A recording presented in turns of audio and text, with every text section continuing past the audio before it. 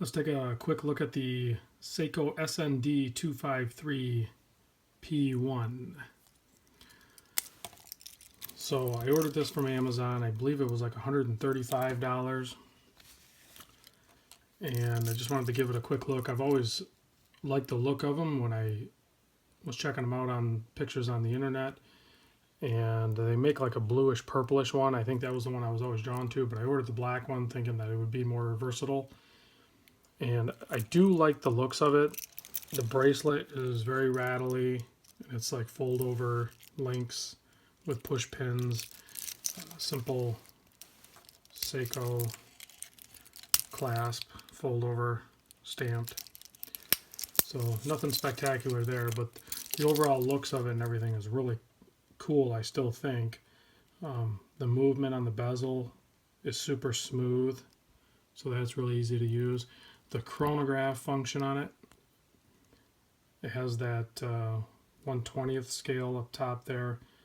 That's kind of fun to watch, just spinning like crazy there, you know. And then the chronograph hand hits the marks really good, does its thing.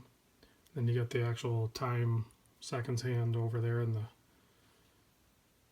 9 o'clock position there. So if you stop that and hit that, it spins it around, completes that. You got the date wheel on there. Overall, I think it's a really good looking case. Give you some measurements on it real quick. You know, it is quartz, so it's going to be really thin. It's only 10 millimeter thick. That's really good. Let's see if I can grab a width on it. Case size here somewhere. It's hard to do with those chronograph pushers there, but it's like 40. I'm catching a little bit of the chronograph there. It's really closer to like 40. And then lug to lug, I think that's pretty short too. It's only like 46. So good size. It wears really good. I'll pop it on my 7 1/4. You know, this will work for smaller wrist and I think the larger wrist. I think it still works good. I'm starting to lean more towards the 40, maybe up to 42, whereas I was kind of more in the 42 camp. So here, just for comparison too, here's that Casio chronograph. It's a lot larger.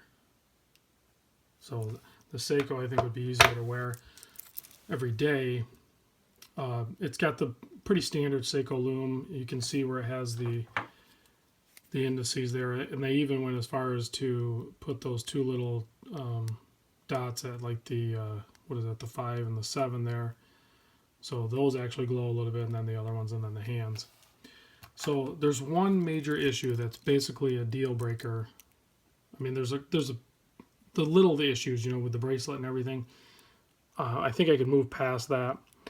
The deal breaker for me on this particular model is the crown. It is. I just did a little bit of lotion, so it's even worse. But it is. It's a screw down crown, and it's like impossible to use.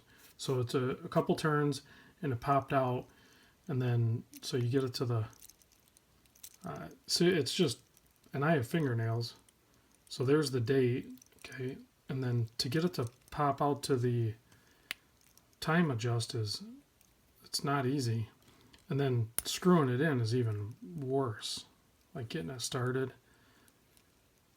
So I got it that time on camera, not too bad, but it's, you know, and it's a quartz, so you're probably not going to really mess with that too much. I mean, you're going to have to change the date, you know, every other month or whatever, but, you know, messing with the time, it should keep good time, but I think the crown is an absolute deal breaker for me on this.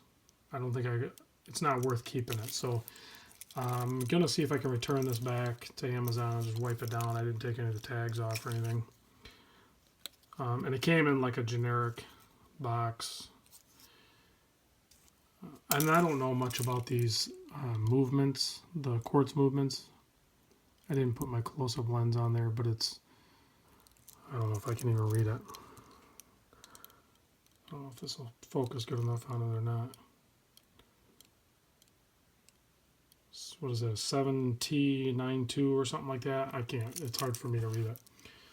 So that's the quartz chronograph movement that's in there, and I'm sure the battery life on it's probably like 5 years, I would think, maybe. There's the back of it. So it's a pretty basic watch. I think, you know, if you're looking for just a good looking quartz watch, and maybe you can swoop one up for like $100 or something, you know, it's still a good deal, I think, but for the size and everything. It's not a keeper for me, that's for sure. But I just wanted to give you a little close-up on it. See what you guys think. Maybe it'll work for you, maybe it won't. I do like the chronograph function on this one more than I like on the Casio.